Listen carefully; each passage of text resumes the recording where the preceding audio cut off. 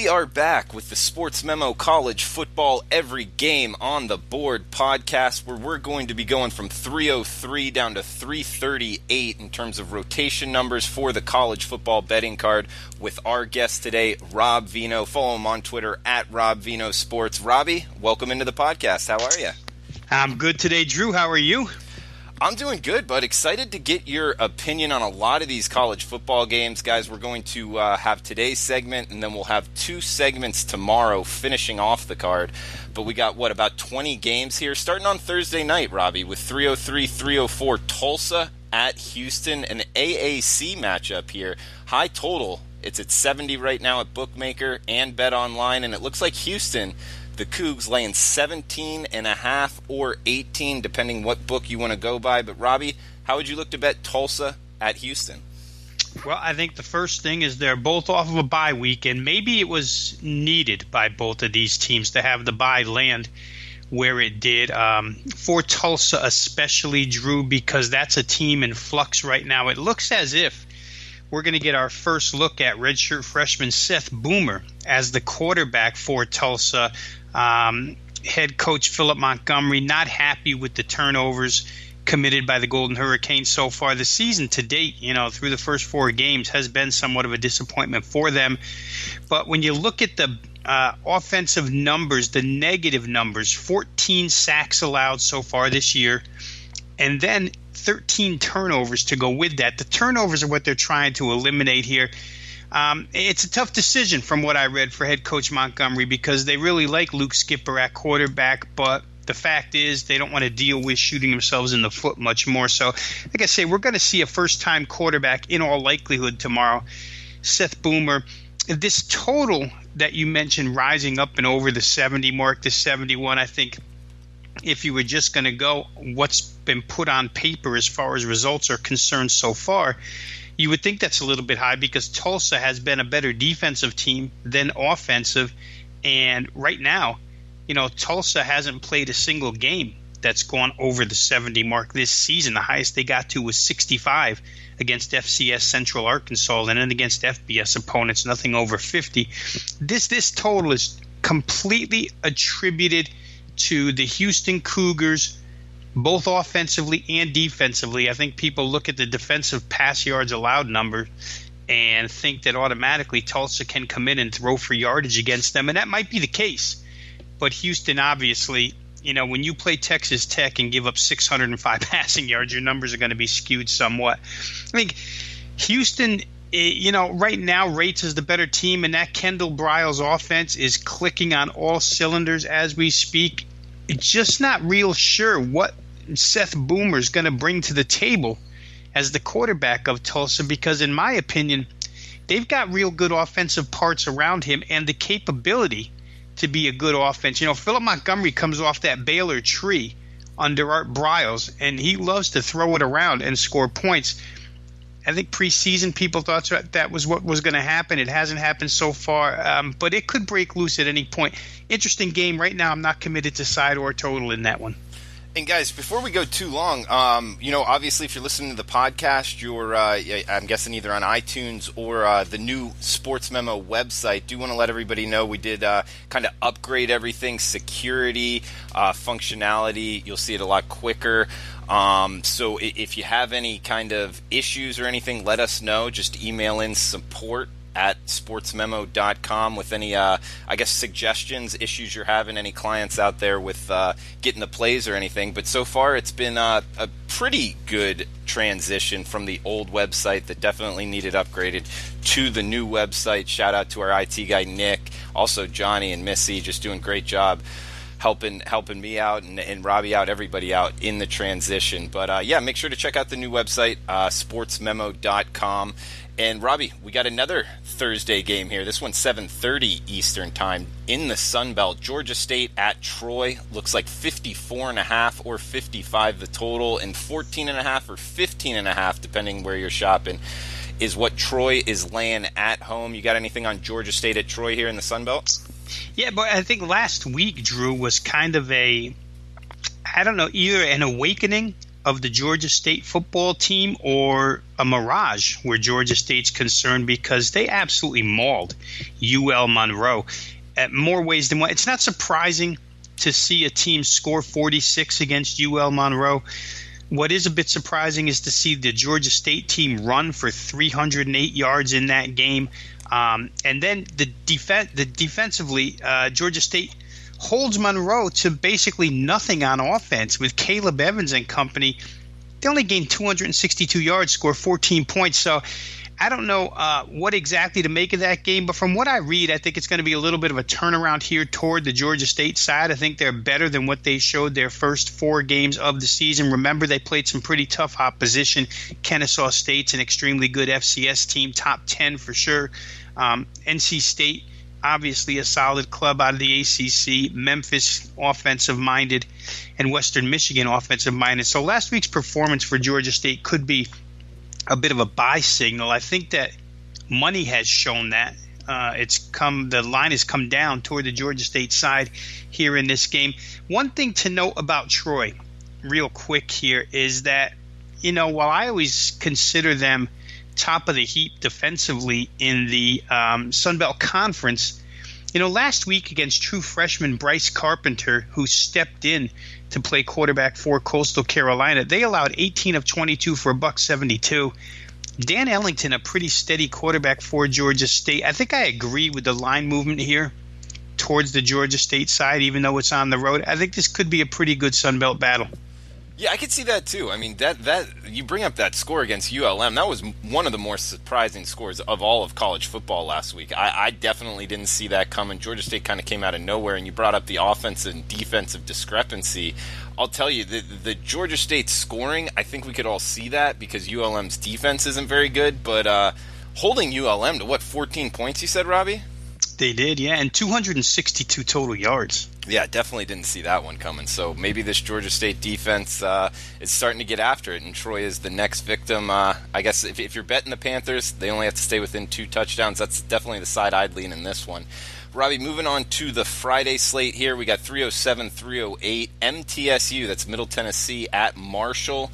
Looks like Marshall laying 6 at home, 52 the total, Robbie. MTSU came off a big win. You think they can continue it here? Yeah, and it was a come-from-behind win, right? FAU, Florida Atlantic, was ahead for the majority of that contest, and then Middle Tennessee comes from behind late in that game and wins 25-24.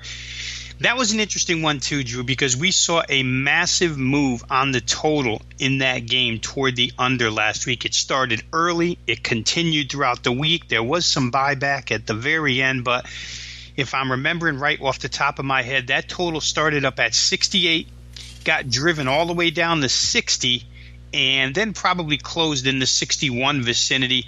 But the people who unloaded on under were exactly correct in that game, as it lands 49 total points. And you have to wonder, because when you just look at that matchup before that game started, you would think that those two would put together an offensive fireworks show. Didn't happen. Lane Kiffin has stressed all season long about the tackling of his football team, and they've tried to get that defense to be better. Last week they were better.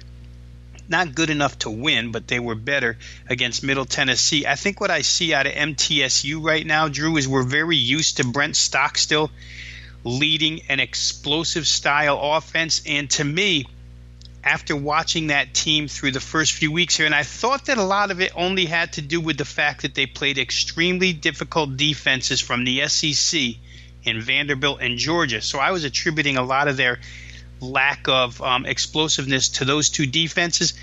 But last week, I think we can tell now that this is not the MTSU offense that we've seen the last couple of years. It's very much more dink and dunk, very much more methodical down the field. Even though their tempo is good, the chunks of yardage that they attempt to get at a time are much smaller than what they used to be able to get. So Middle Tennessee trending more towards a lower scoring team, and subsequently we see the move on the under here, small but still a move from 53 down to 52.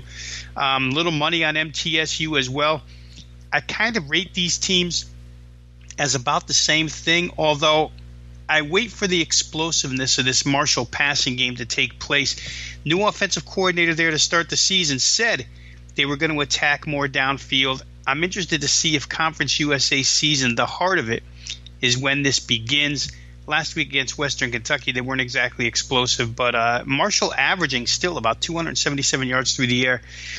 A tough game for me to play a side on. I think I might get to the total in this game as far as an over is concerned, just because I believe that Marshall has that explosiveness in them. And the play calling, you have to have a play caller who's willing to go downfield, and I think Marshall's got that right now. We got 309, 310, Georgia Tech at Louisville. Looks like Tech laying 4.5 on the road, 57.5 the total. Robbie, I'll tell you, this number looks a little short. How would you look to bet the Jackets and Cardinals? Yeah, I have to agree with you, Drew, only because we've seen enough of Louisville to know now that Bobby Petrino's got his hands full with his, what's near and dear to his heart, and that's offense. They just cannot move the football. Now, last week, they had Florida State mid-fourth quarter, maybe even toward the late end of the fourth quarter. They were still winning. FSU comes from behind and gets a 28-21 win. But again, Louisville just struggles to move the football. They've been better defensively. I mean, they are a defensive team this year. If you want to just say what is their anchor or the better part of their team would be the defense right now. Offense is going through quarterbacks, Juwan pass in, Juwan pass out, a backup quarterbacks in, backup quarterbacks out. It's been an interesting 4 games so far for the Louisville Cardinal. They have to defend this triple option. Now, I'll say this. Power ratings made the game. Georgia Tech only 1.5 on the road. Georgia Tech had been no great shakes until they absolutely destroyed Bowling Green last week. Bowling Green is a sieve of a defense, so you have to take that with a grain of salt. We'll see what happens here. You're looking for progression out of Louisville, Drew, and maybe we saw some of it last week, but I just don't like the way the offense is going right now. If I were to play it, I'd probably look toward the under in that game. Louisville's D, it's assignment football, but maybe they're good enough to keep Georgia Tech contained enough to keep that thing under 57.5. We got 311, 312, Utah State at BYU. Looks like BYU laying 2.5 at home, 55 the total. You got anything on the Friday nightcap, Robbie? BYU's offense, let's face it, they fired Ty Detmer because it was prehistoric in its ways, and head coach Sataki couldn't take it anymore. He fires him. He brings in Jeff Grimes, LSU offensive line coach, a respected offensive line coach, and a guy who was in his first term ever as a game day play caller and as an offensive coordinator. The BYU offensive numbers don't look good, and they're taking a lot of heat for it right now, Drew, but I would say this. They played some tough competition, and Justin Wilcox's defense at California is pretty good. Wisconsin's is elite. Washington's is elite. Those are 3 of their opponents so far this season, playing a very difficult start to the season. They're going to get Utah State now, whose defensive numbers look really good, but they've been untested. I think, the clash between those two, BYU's somewhat sad-looking offensive numbers, Utah State's very good-looking defensive numbers, that might change tomorrow night. BYU's going to get an opponent where they can potentially move the football. All that being said, if you watch Utah State right now, I don't know how you play against them at this point in time. Jordan Love throwing the football all over the field. The pace with which they play at is insane. I would venture to say, and I don't have the numbers in front of me, but it feels like they go faster than any team goes in college football right now, and that would include Lincoln Riley at Oklahoma or any of the extreme tempo teams. This team really goes almost every 12, 14 seconds. Receivers are great, Tarver and Raymond. I think you might see a higher scoring game. That total obviously is based on averages between the two teams, and I don't know that averages are going to hold up tomorrow in this game. I think BYU's played a more difficult schedule than people give them credit for, and Utah State, the way they move the ball and at that pace, they can put up points on anybody. That's the Thursday and Friday games. We got the Saturday games up next, and before we get there, got to give you a shout-out, Robbie. This year, college football, 62% plus 15 units already. And guys, that's on a 1 and 2 unit scale. no 10-unit plays or anything like that. So he's already up 15 units for his clients. $100 better is up, $1,500 betting Rob Veno's service. Hats off to you, Robbie. Just real quick, are you doing anything different? I mean, you've always been a successful handicapper, but 15 units out of the gate, that's a hell of a run. Anything you want to share with the listeners? Yeah, I'm almost upset that it's not more because the Georgia State kicker couldn't kick extra points last week. Yeah. Otherwise, we'd have gone over 61, landed on 60, and he missed 2 extra points. But not basically, those who have listened to me or followed me, the better part of the last 10 years, I've really altered the service toward college football totals, and that's where our main focus is right now. And just seeing things really clear. It happens for guys in the industry where you see things really clear. You get a good beat on teams and what they should be doing, and things have fallen into place. The big plays especially, very, very good so far, the 15 and 20 stars. So we look to keep that rolling. Yeah, keep it going, man. I don't want to do anything to get you off what you're doing right, because 15 units out of the gate is awesome. So we got 313, 314 heading to the Sun Belt here. Looks like a 3:30 Eastern time kick with South Alabama heading to Statesboro, Georgia to take on Georgia Southern. Looks like the total of 54.5. And 13.5 is what Georgia Southern's laying at home. They had a hell of a win, Robbie, last week. Probably the biggest win they've had in years there at Georgia Southern, because they've been down. They beat Arkansas State, who's the prohibited favorite in the Sun Belt. Went down with Georgia Southern beating them. So you think that they can kind of come back here and cover this 2-touchdown spread against a where would you pin South Alabama at? Mediocre Sun Belt team? I guess that's where you'd put them, Drew. I think when they're fully healthy, yes, I think they've gotten a little bit better quarterback play than what they expected after losing Dallas Davis to transfer, after losing Cole Garvin, the number 2, to injury, and then, being forced into playing a number 3. I think they're happy with that. But, it just seems that this team year in and year out is snake bit with injuries. And when you go up and down their injury report again, clustered problems at the defensive back position, through the defensive line. And I just, this number has gone down, and I don't know if this is a situational play or a situational fade against Georgia Southern, or if there is money out there that honestly believes that South Alabama can score on the Georgia State defense enough to be able to duck in under a number. Of course, a double-digit number. You don't have to score tremendously, but still, Georgia Southern has done nothing to discourage anybody who's bet on them so far this season. They've been very, very good. Returned back to that triple option out of the pistol that they ran under Willie Fritz, and it's really worked well. Shai Wertz at quarterback has been great. I think that, Georgia Southern, obviously, the real weakness on this South Alabama defense, Drew, is on the back end in the pass defense, and Georgia Southern does not take advantage of your pass defense with the offense that they run. They're so run heavy. But still, I just wonder if South Alabama's able to prevent Georgia Southern from running here, a team that runs for about 300 a game. And then Georgia Southern, obviously, out of that pistol. You still see Willie Fritz do it at Tulane. That particular unique style of triple option can get over the top of you pretty easily. So we'll see what happens here. I think I'd be against the line move a little bit. I just like what I've seen out of Georgia Southern and worry about the mounting injuries on the South Alabama defense. Robbie, moving down the card, we got 315, 316 USF at UMass. Looks like USF minus 14, 70.5 the total. Robbie, anytime these South Florida schools go up north to play a game, you got to look at the temperature. I mean, it's not too late in the year, but still, do you know anything about the weather? And also, you think the Bulls can cover this 2-touchdown spread here? Yeah, the weather here, I'm mid-Atlantic. I've got family in the Northeast. Obviously, I'm a Connecticut kid.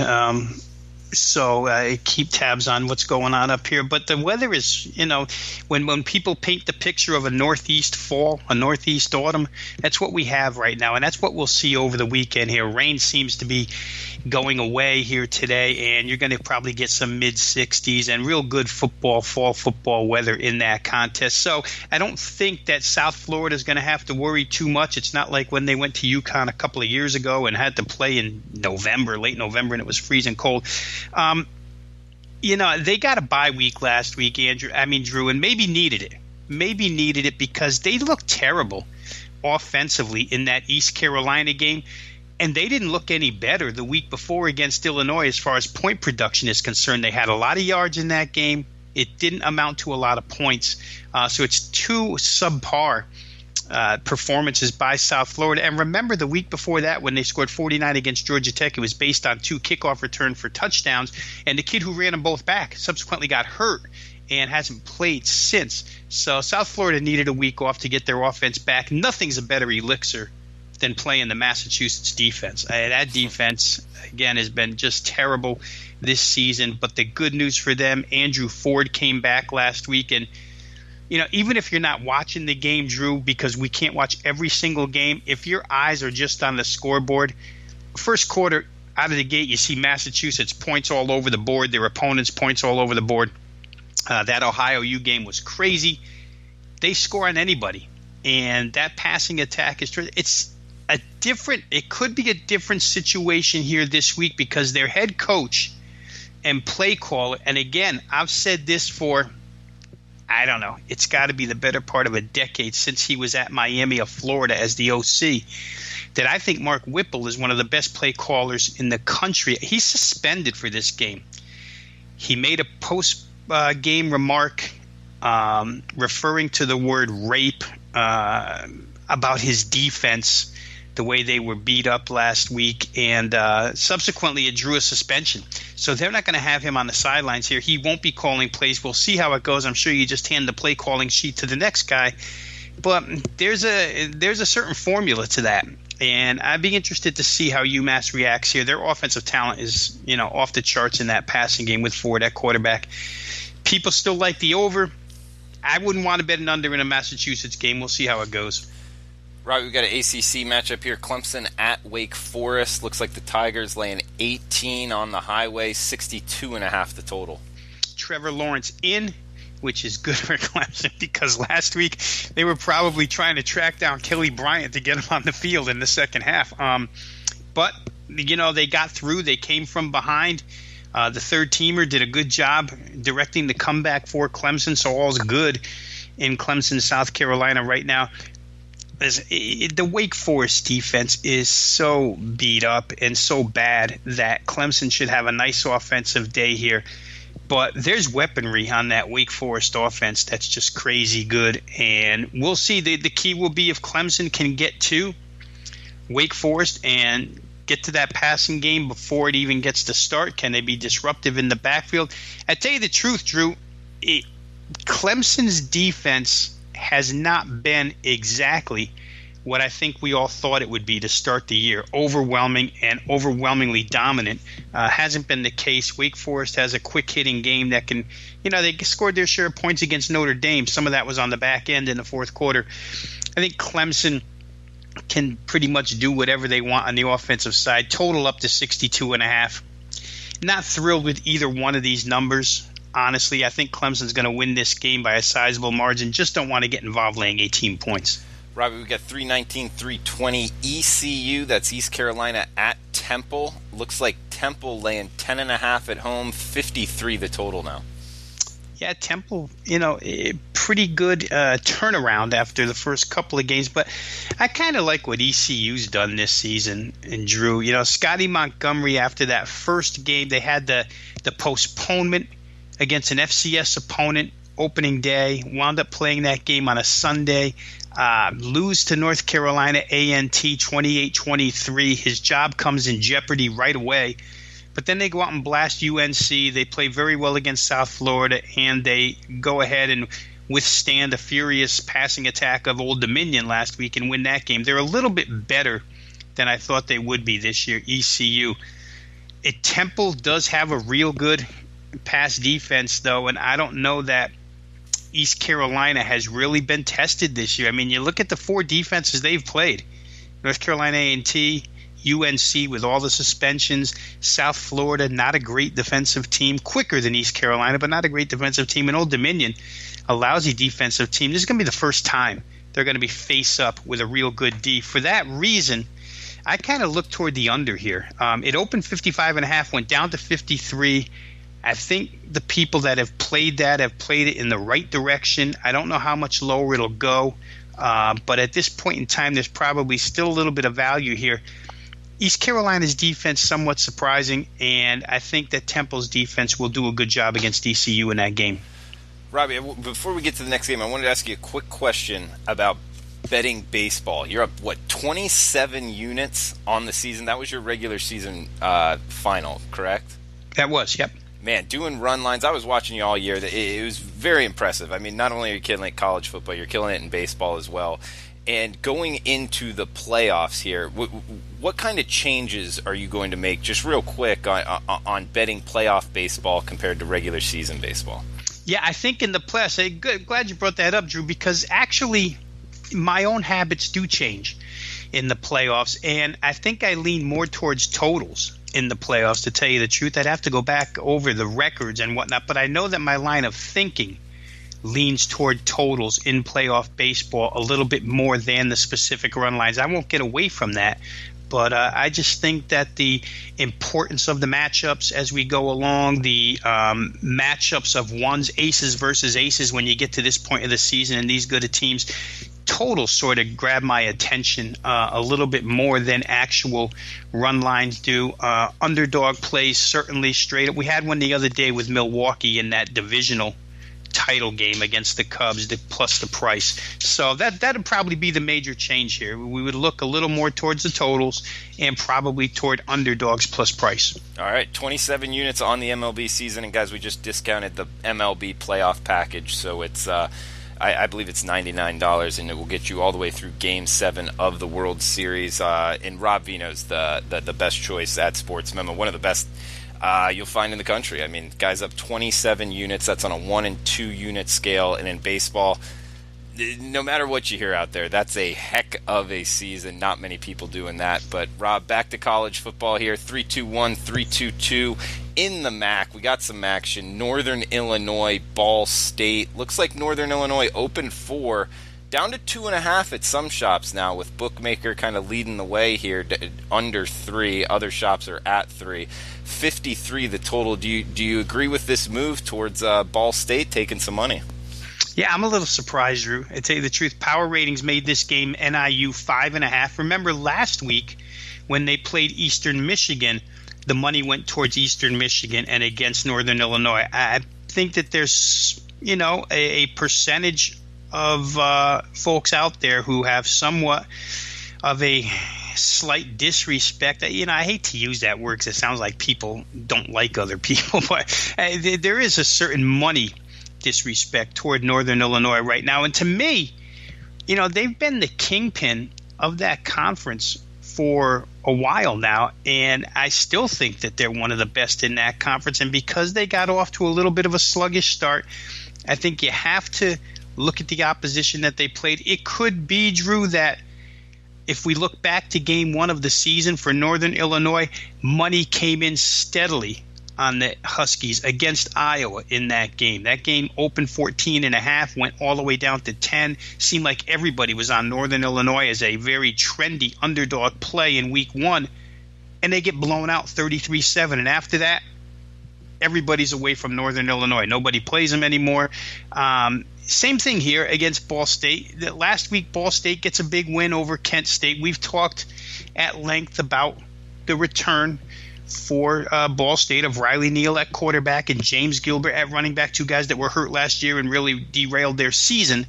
Those guys have come back to play good offensive football. They showed it last week against Kent State, but everybody shows it against Kent State's defense. I'm not sure that I would be looking toward Ball State here. I still think there's a class difference between these two teams. I think if you take the Notre Dame game, which maybe some will point to in Ball State's favor, saying, wow, they played Notre Dame really close, and look, Notre Dame's 6th in the country. Let's remember that Notre Dame looks like a real different team with Ian Book right now, and he didn't play in that Ball State game. So there's a number of reasons why I think Northern Illinois is the right side here, and I'm a little bit surprised at the line move. When did Ian? So Book didn't play in the Ball State game. He came in the next game. He started in the Wake Forest game. Okay. Yeah, that's when they benched Winbush and put Book in, and those are the last 2 games Notre Dame has played. And certainly, they look like a different offense because, again, they're capable of doing more things, being more diverse and balanced on offense. Absolutely. And Robbie, we'll keep moving down the card here. 3-2-3, 3-2-4. Syracuse, Pitt, two teams coming off of two losses here. Syracuse losing a close one to Clemson, hard-fought one, and Pittsburgh pretty much getting their doors blown off by a really good UCF team. But either way, it looks like 'Cuse is laying 3.5 on the road, 58 the total, Robbie. Yeah, boy, that's a heartbreaker for Syracuse last week. And they had opportunities, Drew. There are some out there, and I can't argue with it, but there is some opinion out there that maybe they gave that game away. They could have managed the clock a little better. They could have done a couple of things a little bit better to win that one. But, that's kind of the sign of a team that hasn't really been in that situation before, although they beat Clemson last year at home. But they wilted at the very end against a team that was down to their third-team quarterback. Tough loss for Syracuse, but I could see a bounce back here. It's another ACC game. You can't fold up shop and continue crying over a loss like that you think you should have had. I think Syracuse has certainly proven to be the far superior team of these two on both sides of the football. Pittsburgh, a major disappointment on defense, like you said last week, and we get it. The Central Florida team is going to make a lot of defenses look silly, but right now, Pitt, the week before, they gave up 38 points to UNC, and as we speak, Pat Narduzzi's defense has given up 431 yards a game. It's not a real improvement on defense for them. Kenny Pickett's been disappointing at quarterback. That offense hasn't gone anywhere. Fundamentally, this looks like Syracuse all the way. It's situationally, how do you think they'll bounce back? How can head coach Dino Babers get his team up for this one? I don't think it's going to be a problem. I've talked to others this week who think it can be, but I would like the Syracuse side. Pittsburgh, pretty good home field, but I don't know that it's enough to distract me from Syracuse. What I'd like even better here is probably the total. I don't know how this one stays under 58 points. Again, we've talked about a few games on this podcast, and I've bucked a few of these line moves. I would buck this one as well. You're talking about a great day in Pittsburgh, Pennsylvania on Saturday, 80 degrees, and a defense that can't stop it. I don't know how they're going to stop Dino Babers' offense, so I may look toward the over in that game as well. Right, we got an AAC clash here, 325, 326. SMU, that's Southern Methodist at UCF. Looks like 75.5 the total now, talking about high totals. This one getting pushed up. And it looks like what some people would consider the defending national champions laying 24 at home. What do you got on SMU versus UCF, Robbie? Well, there's something else as far as offense is concerned. Not that we didn't know that going in, Drew. The very first game of the season against UConn, I think we knew they were going to be under Josh Heupel even faster. He had proclaimed he was going to make UC fast even faster. And they performed with such execution behind Mackenzie Milton at quarterback. Last week, I thought that Pitt had a chance to go in there. I was a little weary of fourth quarter and maybe the heat taking care of Pittsburgh, making them too fatigued to continue on in the fourth quarter and play up to their potential. But it didn't take that long. Pittsburgh was out of that game immediately. UCF dictated everything. And against SMU here, a team that's, again, here's another head coach, Sonny Dykes, who took a lot of flack after the opening game that they played against North Texas, where they were just, beaten on both sides of the ball badly. They've come back a little bit to play pretty good. Ben Hicks has played fairly decent. The team has played fairly decent, but when you get into a scoring match with UCF, that's difficult. I do think that, unlike Pittsburgh last week, SMU's capable of sliding in under a number, and this number just, the numbers on Central Florida continue to get higher. I believe, Drew, that this number, they're laying almost as much as they were laying against Connecticut, and the difference between Connecticut and SMU is sizable. So I would probably look toward the underdog in that game. People are pounding the over. I don't know how you bet UCF any other way at this point in time, so can't disagree with that. But I do think the underdog, there's enough room there for SMU with their offensive capabilities to lose by 20, 18, 17. They can get in under that number, I think. And Robbie, it's just a quick handicapping question for you. You like that handicapping, that that profile to bet on, the 24-point underdog to kind of hang within the number? Because I always find that very difficult. Meaning, if I know UCF is really good offense, and going to kind of put it on SMU defensively, I find it hard to get there with an SMU squad that you're just kind of hoping to slip through the back door. So I usually just stay away. But do you actually find yourself betting that kind of profile? I really can't say that, Drew, because I just treat them all individually. I'm sure there's instances where it would work. And in this case, I would say this. Know your head coaches. Know that Central Florida doesn't fit the exact profile because Josh Heupel never lets off the gas pedal. Know that SMU plays a style that really never lets off the gas pedal. If they're down 31 points in the fourth quarter, it probably wouldn't. If to other teams that would be meaningless and they'd run out the clock and get off the field. But because SMU goes at rapid pace all the time, they're still going to have that chance to score a touchdown. So I think you have to just know your head coaches. Heupel won't let up. He'll continue to run it up. SMU's an offense that can continue to score late. So I don't know. I just don't think that profile, it's too much of a generalization for me. I would treat them all situationally. Okay, fair enough. Good stuff. We got 327-328 ODU FAU. That's Old Dominion at Florida Atlantic. We got 65 the total with FAU, the Owls laying 14 in Boca Raton. Well, if Devin Singletary's ever going to have a day this year, Drew, and remember, he came into the season being hyped up as a Heisman guy by FAU, and trying to remember if they had a billboard up on him and everything. They do. It's on 95. It's not far from my house. Yeah, so there you go. I mean, the kid had a tremendous year last year, but it hasn't been great so far for him. At least it hasn't been Heisman worthy, that's for sure. But he's going to play a defense here in Old Dominion that's giving up 219 yards a game on the ground. FAU, very balanced on offense, 231 on the ground, 225 through the air. This could be a game where Singletary goes crazy against Old Dominion. However, all that being said, Old Dominion has found themselves a passing attack all of a sudden the last 2 weeks of the season. And it's funny because it came behind backup quarterback Blake LaRussa. The Virginia Tech game, they could not stop that team from throwing the football. And last week, again, against ECU, they threw it real well. FAU could have trouble. I talked earlier about Lane Kiffin just stressing out over how bad his defense has been, and especially the tackling portion of it in the back seven. And, ODU's receivers are big guys. They could have some trouble there. Last week, we saw that line drop from 68 to 60. I'm talking about totals now in the Florida Atlantic game. We haven't really seen underbet heavily in any Florida Atlantic game for quite some time now. We saw it then. It was correct. We see it a little bit again this week. Will it be correct against this opponent? I'm not so sure. I think this opponent offensively, much, when I talked earlier about MTSU going for small chunks when I watch them on TV now, ODU still goes after big chunks, and they've got the guys to do it. So maybe FAU gets back to their high-scoring ways here, and ODU follows them.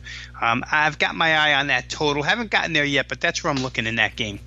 We got 329-330 Indiana at Ohio State. Looks like the Buckeyes laying 25 at home, 64.5 the total, Robbie. Do you want them after the whiteout comeback last week, or do you not want them? That's probably the main question here, Drew. I don't think it has anything to do with fundamentals. And generally, when I analyze on this show, I analyze and I handicap from a fundamental standpoint first and a situational second. But here you probably have to handicap situationally first. That comeback by Ohio State last week was incredible, to say the least, because it probably shouldn't have happened. But it did happen. They come home now. And this is a team that's used to winning, and you hate to think that they remain on cloud nine, but you can definitely see a scenario where they come out and sleepwalk through a quarter and a half and then wake up and go on to win the game rather handily. Is handily more than 25? I'm not sure. Indiana's not a bad team. Peyton Bender's a pretty good quarterback. Tom Allen puts together a real good defense, and he'll have them ready. So I think this one definitely it goes totally to that one situational angle, because I think Indiana's live enough, both offensively and defensively, as an underdog to come in here and take 25 points and get themselves a cover. It would be the way I looked if I played that game. Guys, we got 4 games left. Make sure to check out the new Sportsmemo.com website. New, secure, functioning really good, really fast. So getting everything squared away. And if you need anything at the new site, support@sportsmemo.com is the email to help you out with anything you need there. But we got 331, 332 Boston College at North Carolina. That's North Carolina State, NC State, excuse me. And we got -4.5 NC State laying at home, 58.5 the total, Robbie. Boy, and the pack has surprised me, Drew, on the defensive side of the football. I mean, I thought for sure when they lost all 4 defensive linemen to the NFL draft, Bradley Chubb and company, and I believe they had the second most NFL draft picks of any school last April. I thought for sure this defense was going to be the weekend of this team, but wow, they played very, very good. James Madison is no joke as an FCS team. I mean, they won the championship within the last 2 years, and they're likely headed for the championship game again this year. And NC State holds them to 13 points, shut down Georgia State, got Marshall to 20, and last week took out Bryce Perkins and Virginia in pretty easy fashion. So I know a lot's made, of the quarterback position here, but the defense has really been the surprise. And for Boston College, a team that has gone on a 2-game skid now, and with the potential of not having star running back A.J. Dillon available for this game, I think that would lean you toward the NC State side. The line is moved from 3.5 up to 5 accordingly. I think that's probably the way it should go until we get a firm verdict on Dillon. I think it's as surprisingly good as NC State's defense has been. That's how surprisingly bad Boston College's defense has been under Steve Adazio. They've absolutely lost touch with how to play defense there. 59 the total in this one, Drew. There's potential for that to get over the number. BC seems to be ranging in higher territory total-wise than they have in the past. I think North Carolina State, probably a pretty solid play in that game, laying under a touchdown at home. And their offense has not even begun to click yet. And when their offense really starts to go, they're probably going to be even better than what they are right now. Power ratings made this game 5, so maybe the line maxes out right here. But hard to be on BC right now, especially without Dillon. We'll wait and see on his status. Robbie, we'll move to the SEC, a big one here. The 3:30 Eastern, 12:30 Pacific kick on CBS, 333 with LSU visiting Florida. Looks like the Tigers of LSU -2.5 on the highway, 43.5 the total in the Swamp, Robbie. And I'll tell you, Florida has kind of, the people were ready to throw them out a couple weeks ago, but I believe they've come back with 3 straight up and ATS wins versus LSU that we've known has been surprising. Really good defense, both sides of the ball. We see it in the total here with 43.5. How would you look to bet this one? Yeah, I think I'd be on the LSU side here, Drew. I really do. I think that LSU benefited from having a rather easy game last week, while Florida was grinding it out with Mississippi State right on the heels of playing that rivalry game against Tennessee. Not that Tennessee, personnel-wise, matched up with Florida, but just the intensity, the 100% focus that you give to that game on the road. Then you go on the road again. Dan Mullen back home at Mississippi State, the intensity, the focus, the excitement certainly that was put into that game. Come back home and play LSU now, who's better than both of those teams? I'm not so sure. I think that those two drain Florida a little bit. Now, there's another line of thinking here that, and you can't argue it, because there's another line that says that Florida's gaining confidence as they go along with these wins. I would take the other approach. I don't know that they can come back with the same type of effort, and I don't know that that effort would be good enough against LSU right now anyway. LSU, Joe Burrow seems to be settling right in at quarterback. They're making plays on both sides of the football. And I'll say this real quick, that the offensive play calling right now with Steve Ensminger at the helm as OC after they fired Matt Canada, LSU does attack down the field. And when they attack down the field in the passing game, you have the thought process that, hey, they might complete this one. Plenty of years have gone by where they throw the ball downfield and you think that's going to be 10 yards overthrown, 10 yards underthrown. They're not going to complete a pass.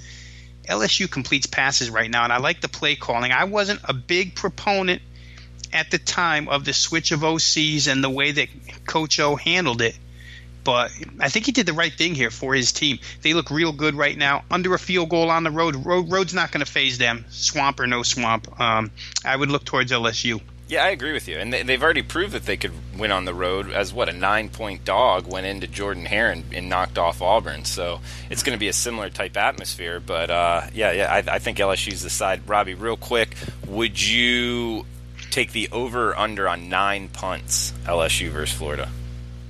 Oh, I think you got to play over 9 punts. Yeah, there's going to be plenty of 3-and-outs in that game, I would think, yeah.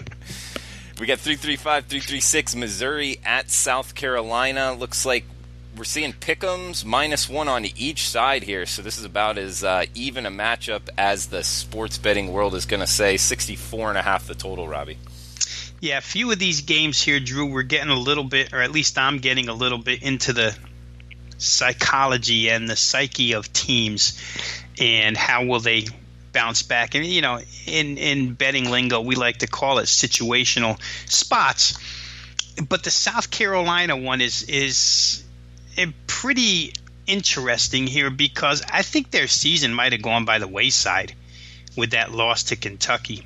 It's a team that came in with all kinds of expectations in that SEC East. Week 2 they get Georgia at home. Columbia, South Carolina is sky high. They get blasted. Totally, the game was never close. And all of a sudden, it's almost as if Will Muschamp's team is put back in their place. Talked about how Muschamp took that point in time to kind of skirt around the issue of maybe not liking the up-tempo offense as much as maybe he liked it in the spring game. But then they come back and they get another shot on the road against Kentucky, who was building momentum. Hey, South Carolina can go into Kentucky. We saw a switch of favorites. Kentucky opened the favorite. South Carolina went off the favorite. There was a lot of money in their direction. They lose again, and they lose physically. They got whipped in that game, 24-10. It was a low-scoring game, but it's indicative. The 2-touchdown deficit is indicative of how well Kentucky beat South Carolina. I don't know where they're at now. You lose 2 games inside the division, 0-2 in conference and 0-2 in division. Now you got to play another divisional opponent who's off a bye week and ready to roll here. I think Drew Lock and company, after seeing Georgia, won't be surprised by anything South Carolina is going to have for them. And certainly there's a bit of revenge here for Drew Lock. They get beat handily 31-13 last year by this team. He didn't have a great game. I kind of like all situational ends of the Missouri side here, even though they're on the road. And I kind of like them fundamentally. I know what I'm going to get out of Missouri on offense. Not so sure what you're going to get out of South Carolina on offense. And if Jake Bentley can't go, he's listed as probable now, so we're going to go on the assumption he's playing here. Whether he's at 100% or not, we're not sure. But, the Jake Bentley situation is a little bit of cause for concern.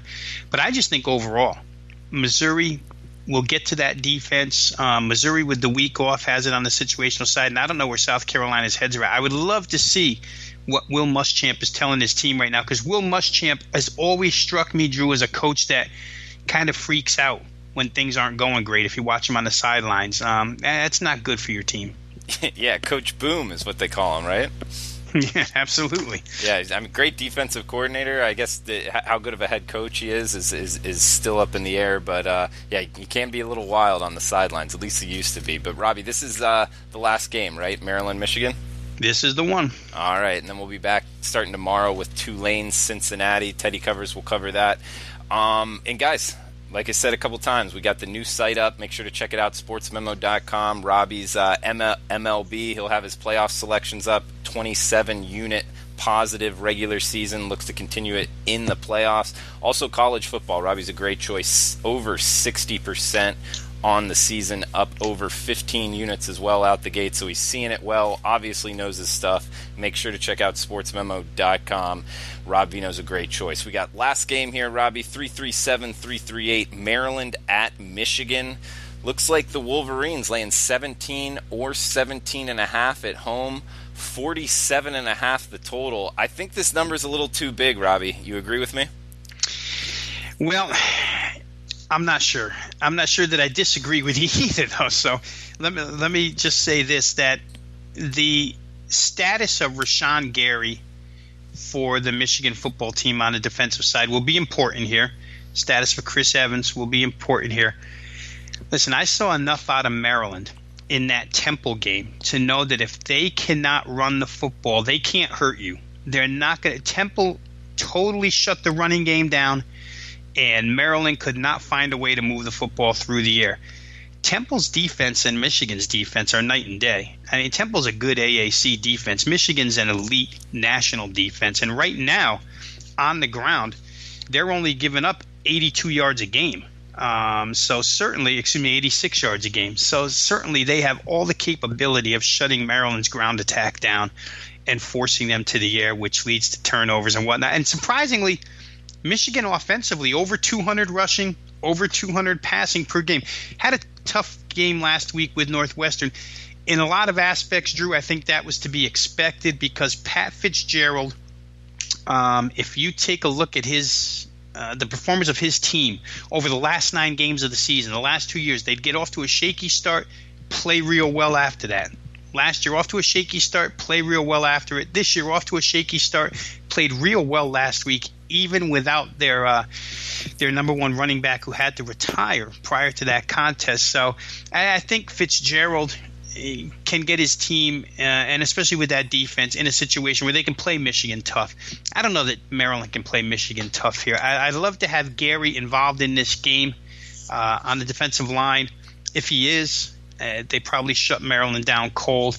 I just don't – I wouldn't base my selection on or against Michigan on last week's result, whatever. But I would base my selection on this game on the fact that Maryland, if they can't run the football, their offense is just not good enough. And over time in this one, I think Michigan over 60 minutes can wear them out.